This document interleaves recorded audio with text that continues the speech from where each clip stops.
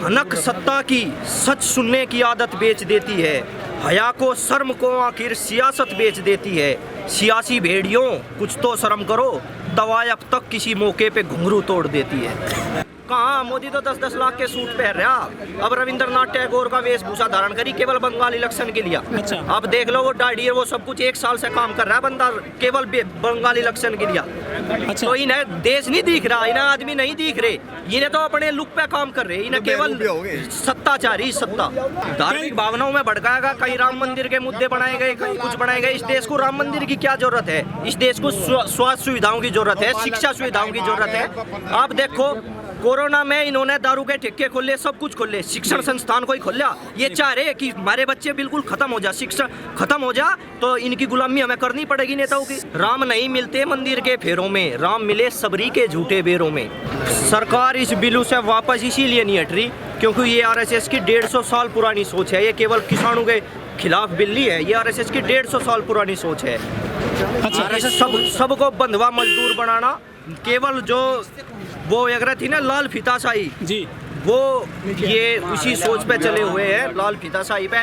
गरीब गरीब और अमीर अमीर, कुछ बड़े घराने अमीर होंगे और सब कुछ बीच का जो मध्यम वर्ग है वो हटाने की साजिश है। लेकिन मोदी जी तो कह रहे हैं कि हम देश को आगे बढ़ा रहे हैं, देश तरक्की कर रहा है। देश तो पीछे चला गया, माइनस में अर्थव्यवस्था चली गई। जीडीपी देखो आप देश की, देश कहाँ बढ़ा। और बांग्लादेश हमें आंख दिखा रहा, नेपाल हमें आंख दिखा रहा, श्रीलंका हमें आंख दिखा रहा। ये कह रहे हैं विदेश नीति बहुत अच्छी है। भाजपा के नेता वोट तो मिल गई, जीत तो गए, लेकिन सम्मान कहाँ है? गांव में घुस के भी तो दिखाओ। छिपते फिर रहे विधायक और एमपी बीजेपी के।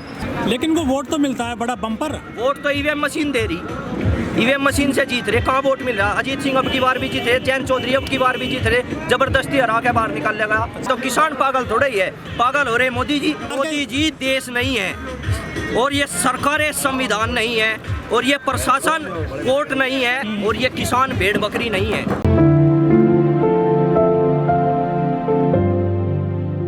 किसान डटा रहेगा, सरकार को मानना पड़ेगा, हर हाल में मानना पड़ेगा, घुटनों पे लेकर होगा किसान इस सरकार को।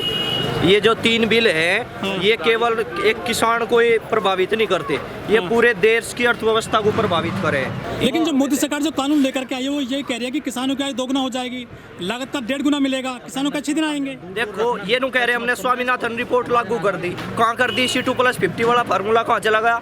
बिल्कुल झूठ बोल रहे, मतलब हर बात में बरगलाने की कोशिश है, सब जगह झूठ है। केवल झूठ कौन बोल रहा है? मैं मोदी को कहूँगा, हमारे यहाँ चौधरी चरण सिंह जैसे महापुरुष हुए, उनकी देन रही हमारे क्षेत्र में शिक्षा संस्थान देने की, और शिक्षा 10 संस्थानों से हमने अपनी तरक्की करी। खेती से हमारी तरक्की नहीं हुई कभी भी जी।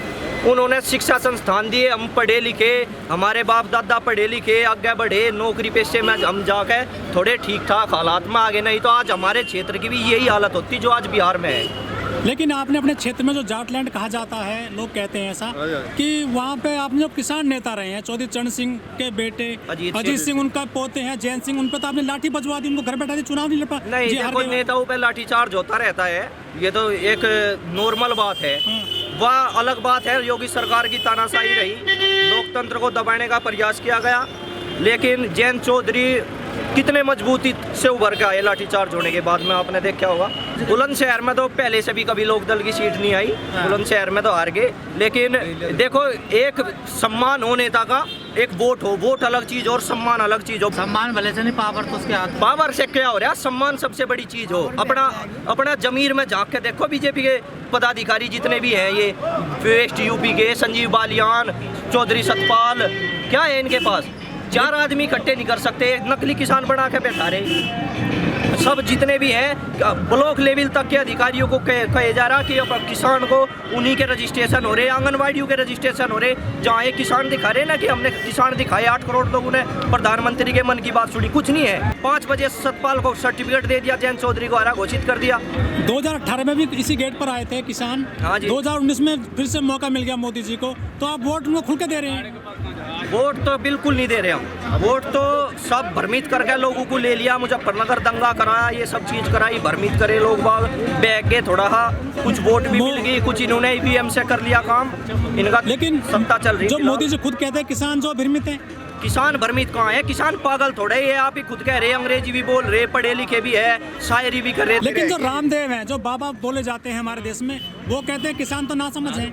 बाबा रामदेव किसानों से दुनिया भर का सब कुछ किसानों से खरीद के अपना बेच रहा। आज के टाइम पे मक्का का चून वो 45 रुपए किलो बेच रहा, 10 रुपए किलो किसान की नहीं जा रही। अब बताओ क्या कर रहा है? बाबा रामदेव का बहिष्कार होगा। अगर उन्होंने किसान आंदोलन में साथ नहीं दिया तो बाबा रामदेव का बहिष्कार होगा उनके प्रोडक्ट का। भैया इस पूरे किसान आंदोलन में दो लोग जो है दो उद्योगपति हैं, वो बहुत सुर्खियों में हैं, अडानी और अंबानी। इनको किस तरह देखते हैं आप? अडानी अंबानी ने ये देश लूट दिया, सब टेलीकॉम कंपनियां खत्म करी, एक जियो को चलाने के लिए सब खत्म कर दी, 2 साल में खत्म होगी। अच्छा। अब जियो ने लगातार अपने रेट बढ़ाने शुरू कर, आज वही 500-700 रुपए का रिचार्ज पे पहुंच गए, फ्री से शुरू कर गए। वही हालात ये किसानों में करेंगे, वही हालात ये हमारी मंडियों के साथ में करेंगे। जो हमारी मंडियां हैं 2-3 साल ठीक भाव दे देंगे ये, लेकिन उसके बाद में ये सब कुछ खत्म करके मंडी और किसान को अपना बंधुआ मजदूर बना लेंगे। 6 बार की वार्ता हो चुकी है किसान और सरकार के बीच में, लेकिन कोई बात नहीं बनी है। सरकार बिल्कुल लगातार झूठ बोलने का काम कर रही, वार्ताएं चलू जाएगी। ये अब केवल दिमाग लगा रही सरकार, किसी भी तरीके से आंदोलन को बदनाम करे जा, इन्हें तोड़े जा, अलग अलग आदमियों से वार्ता करके इनमें फूट पैदा करी जा। ये केवल अंग्रेजी वाली डिवाइड एंड रूल पे चल रहे हैं, इससे कुछ होने वाला नहीं है। आज के टाइम में किसान, पहले हम यहाँ 2018 में आए थे किसान क्रांति यात्रा में, उस टाइम पे हमें आश्वासन मिला था, हम उल्टे चले गए थे। क्या मिला था? हमें कुछ नहीं मिला था, केवल आश्वासन। और आज भी ये क्या कह रहे कि एमएसपी की कानून का आश्वासन हम लिखित में दे देंगे। आश्वासन नहीं चाहता इस किसान को। जो एक्टर है कंगना रनौत, वो कहती हैं खालिस्तानी है, भिंडरवाल के नारे लगाते हैं, और ये किसान नहीं है, असली किसान खेत में काम कर रहा है। क्या है कंगना रनौत? एक छज्जा टुट्टादार ड्रामा बना दिया कंगना रनौत। लेकिन उनको सुरक्षा तो मिल गई है ना सरकार से। सरकार की चमची है कंगना रनौत। और बताओ क्या है? हेमा मालिनी है, वो भी काफी गेहूं काटते हैं जब चुनाव आते हैं। मथुरा में गेहूं काट रही थी, अब कट्टो ने आके उनके बेटे कट्टो आके पब्लिक के बीच में आके तो दिखा दो, पता चल जाए नया बड़ी औकात का।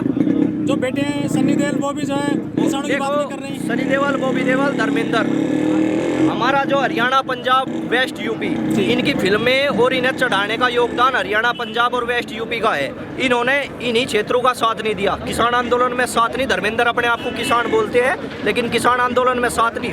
पुरजोर बहिष्कार होगा पूरे देओल फैमिली का, ये किसान पूरा खुल के बहिष्कार करेगा। आपके ये जो गद्दार है ना, ये गद्दारों की लिस्ट बढ़ने लग रही है। जो भी कौम के साथ गद्दारी करेगा, अपनी किसान कौम के साथ गद्दारी करेगा, वो पहचान में आएगा और उसका बहिष्कार होगा।